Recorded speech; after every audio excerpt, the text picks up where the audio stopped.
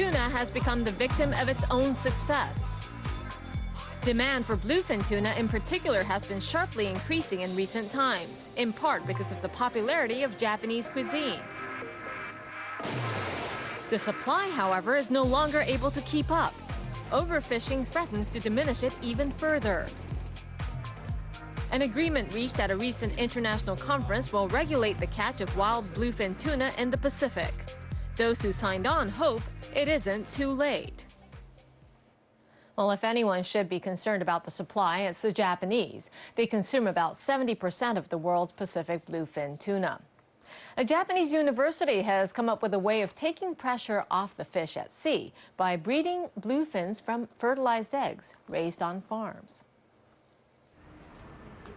Customers have been flowing into this new restaurant ever since it opened a month ago. They're all waiting in line for a completely new culinary experience.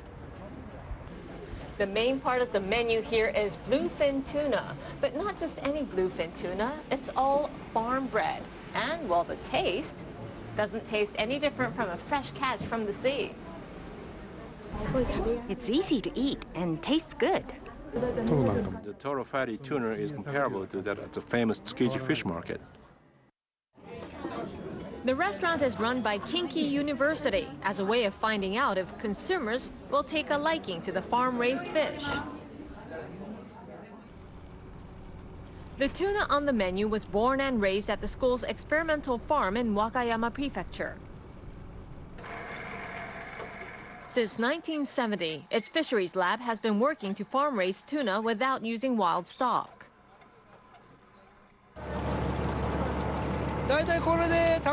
A fish of this size is about 3 months old.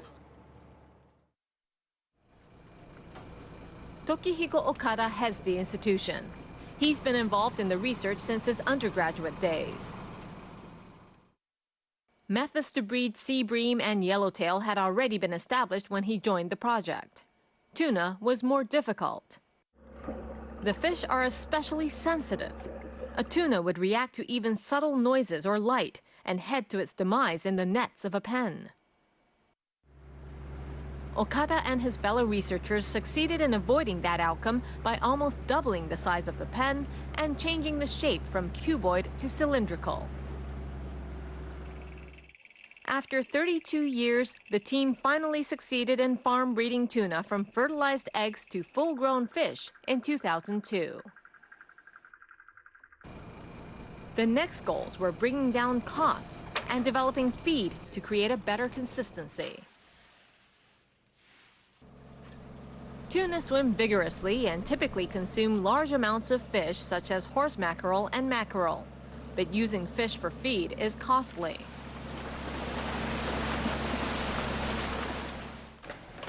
Mixed feed offers an alternative. The researchers tried various combinations of vitamins and fish meals. They had a hard time getting tuna to accept that way of eating at first. If something other than the taste of the feed, such as color or shape, can whet a tuna's appetite, we may be able to come up with a solution.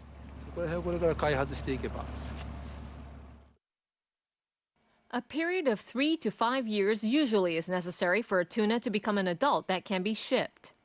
Tuna on the farm are bred on the mixed feed until they reach the age of 3 months. The researchers are investigating how to extend the use of the mixed feed by trying alternative contents. So far, the longest they've been able to nourish a fish with only this has been 3 years. Another avenue for boosting production could be genetic analysis. Last year, the team identified a gene of the bluefin tuna that can accelerate growth. Later this year, they plan to select individual tuna that have the gene and start breeding them on the farm. The university is inviting private firms to participate as a way of expanding production. The school itself is overseeing the hatching of bluefin tuna eggs. The larvae grow into fry and are sold to a wholesale breeder outside the school. The breeder keeps the fry for about 3 months. When the younglings grow to about 30 centimeters, they're sold to tuna farmers. When they reach adulthood, the fish are ready to go to market. The company that deals with younglings has a facility in Nagasaki Prefecture. Taizo Fukuda is now in the 4th year of raising fry. He says the survival rate has increased, but it's still below 50%. The fish have only 2 ways of showing their condition: vigorously eating or silently dying.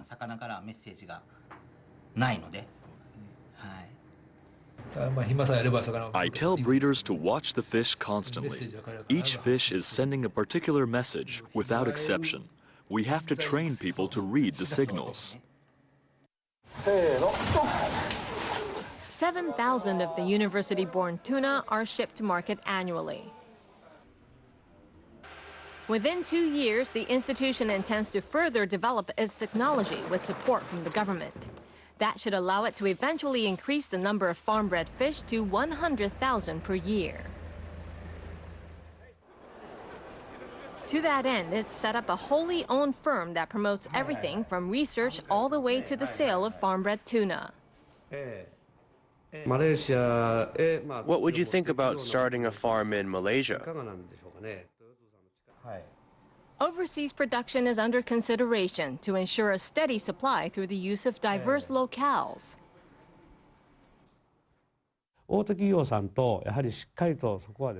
I hope to create alliances with major businesses and expand the number of farms.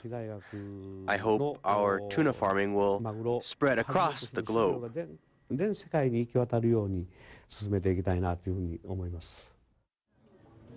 From farms to kitchens. If the university project can succeed, it will earn the appreciation of diners around the world, and, in their own way, perhaps even the thanks of the tuna population at sea.